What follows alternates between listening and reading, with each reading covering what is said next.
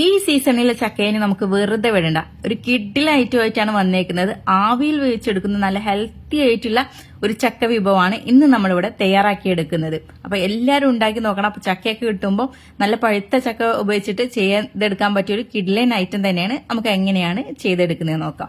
അതിന് വേണ്ടിയിട്ട് ഞാനിവിടെ 2 കപ്പോളം തേങ്ങാപ്പാൽ എടുത്തിട്ടുണ്ട്. ഇതിലേക്ക് നമുക്ക് 1 കപ്പ് ശർക്കര, ഞാൻ ഇതുപോലെ കുത്തിയെടുത്ത ശർക്കരയുടെ കണക്കാണ് കേട്ടോ പറയുന്നത്. 1 കപ്പ് ശർക്കര അത് ഈ തേങ്ങാപ്പാലിലേക്ക് ഇട്ട് കൊടുക്കുക. എന്നിട്ട് നമുക്കിത് കുറച്ചു നേരം ഇങ്ങനെ വെക്കണം. ഒന്നൊന്ന് മിക്സ് ചെയ്തിട്ട് ഇങ്ങനെ വെച്ചു കൊടുക്കാം. നമ്മൾ ശർക്കര ഉരുക്കിയിട്ട് ചെയ്യുവാണെങ്കിൽ നമുക്ക് ഇതിലെ ആ ഒരു വെള്ളത്തിന്റെ കണക്ക് കിട്ടാൻ ഭയങ്കര ബുദ്ധിമുട്ടായിരിക്കും. അതുകൊണ്ടാണ് നമ്മൾ ശർക്കര പാനി ഇതുപോലെ ചെയ്തെടുക്കുന്നത് കേട്ടോ. തേങ്ങാപ്പാലിൽ അങ്ങ് ഇട്ട് കൊടുത്താൽ മതി.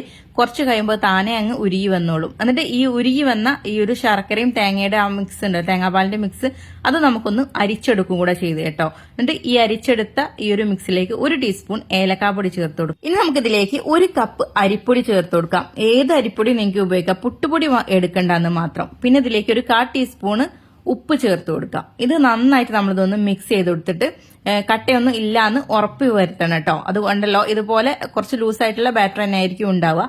ഇതിലേക്ക് നമുക്ക് ചക്കയാണ് ഇനി ചേർത്ത് കൊടുക്കാനുള്ളത്. 1/4 കപ്പോളം ചക്ക ഞാൻ ഇതുപോലെ ക്യൂബ് സൈസിൽ ചെറുതായിട്ട് അരിഞ്ഞെടുത്തതാണ്. അതുകൂടെ നമുക്ക് ഈ ഒരു മിക്സിലേക്ക് ഇട്ട് കൊടുക്കാം.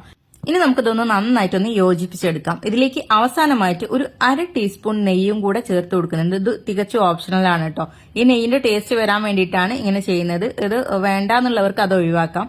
ഇനി നമുക്ക് ചെയ്യാനുള്ളത് ഇതുപോലെ സ്റ്റീൽ പാത്രം ഉണ്ടാവുമല്ലോ എല്ലാവരുടെ കയ്യിലും, അതൊന്ന് എടുത്തിട്ട് അതിലേക്ക് നമുക്ക് നെയ്യൊന്ന് തടവി കൊടുക്കാം. ഇതുപോലത്തെ സ്റ്റീൽ പാത്രം ഇല്ലെങ്കിൽ നിങ്ങൾക്ക് ഏത് പാത്രമാണോ സൗകര്യമില്ല അത് എടുക്കാം. നമ്മൾ റെഡിയാക്കി വെച്ചിട്ടുണ്ടായിരുന്ന ഈ ഒരു കൂട്ട് ഇതിലേക്ക് ഒഴിച്ചിട്ട് നമുക്കിത് വേവിച്ചെടുക്കാം. ഞാനിത് കട്ടിക്കാണ് വേവിക്കുന്നത്. നിങ്ങൾക്ക് ഇത് വേണമെങ്കിൽ 2 ഘട്ടമായിട്ടും വേവിച്ചെടുക്കാവുന്നതാണ് കേട്ടോ. ഈ പാത്രത്തിൽ തന്നെ 2 ഘട്ടമായിട്ട് വേവിച്ചെടുത്താൽ ഇത്രയും കട്ടി ഉണ്ടാവില്ല. അപ്പൊ നിങ്ങളുടെ സൗകര്യം ഏതാണോ അതിനനുസരിച്ച് നിങ്ങൾ ചെയ്തെടുക്കുക.